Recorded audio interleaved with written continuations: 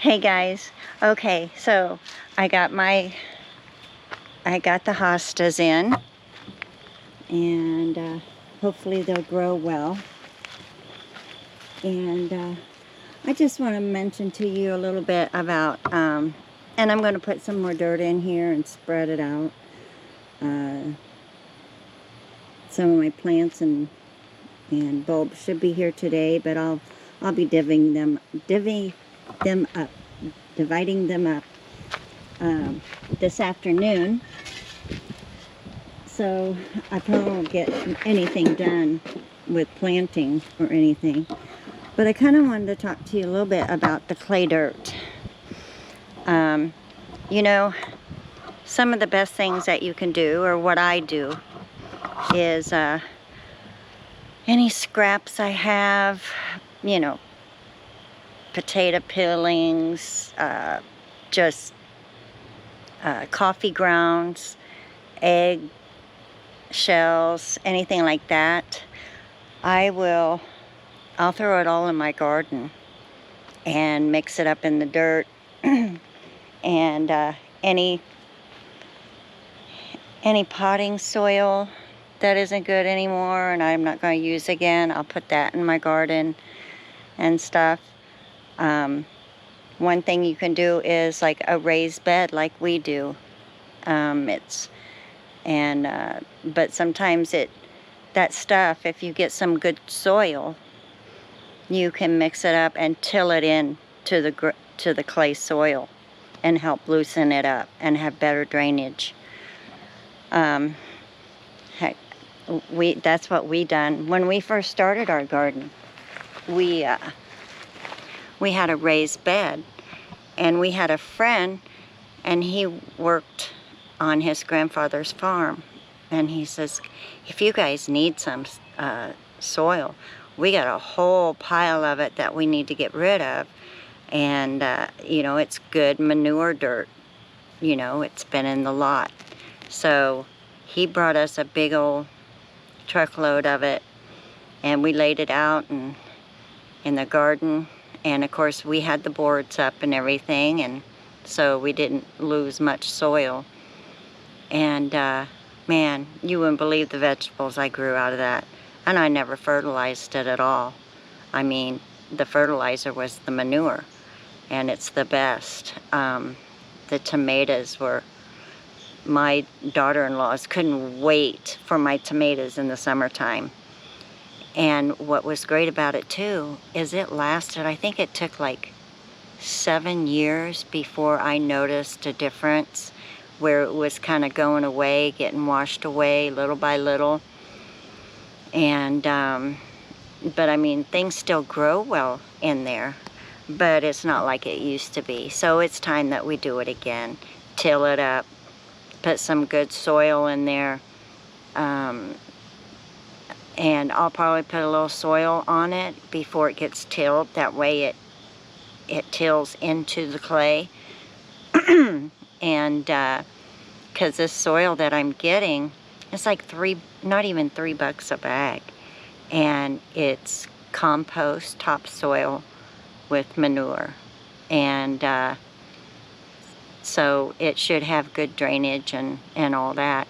But then I'm going to fill it up with this soil and let it sit over winter, and hopefully next year I can show you the tomatoes and the peppers and all the stuff that I'm going to plant and grow in there, and how well they do.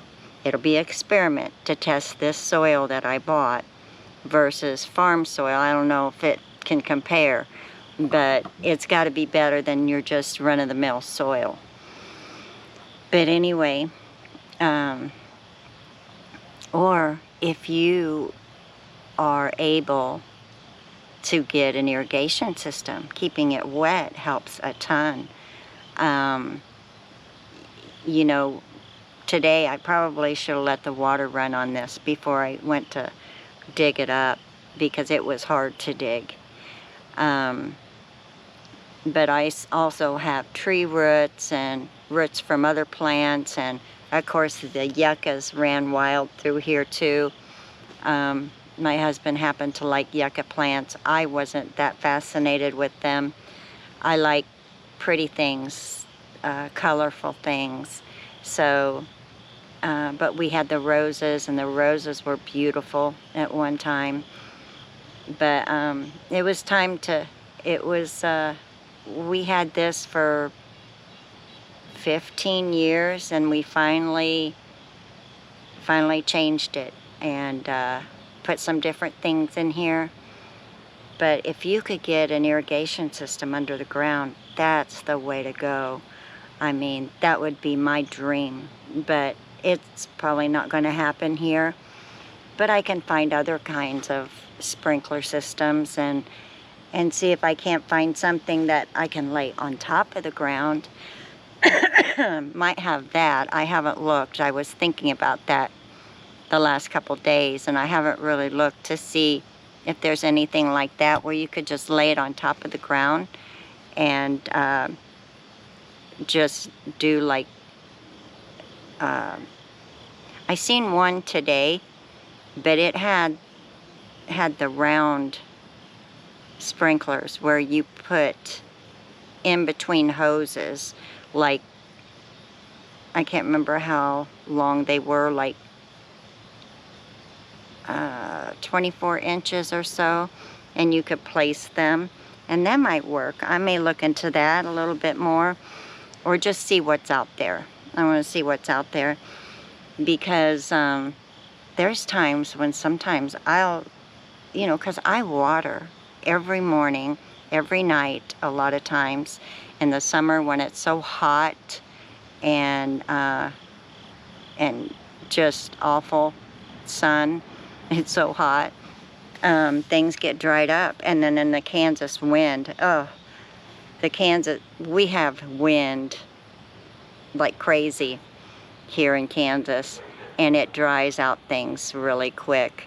So, but anyway,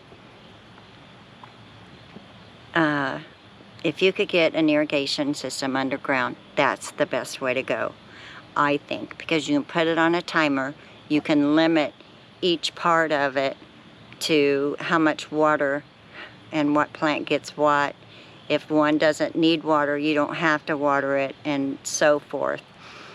But I'll be looking into maybe a little something for here, because I really only need it in like 3 places, and it would help so much to keep it in the ground and keep the ground moist. And because sometimes I'll dig something up, even I think I water it good, it's like I dig something up and the roots are dry, completely dry underneath there. So you know, it is something to think about. You really got to watch, you know, if your plants are really getting the water that you're putting down to the roots.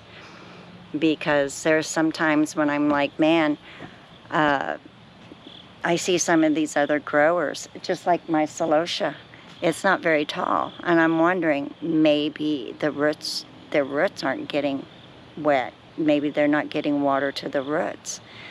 And that may be what the problem is I think it's wet and I feel like I've watered it enough, but maybe it hasn't soaked down into it enough.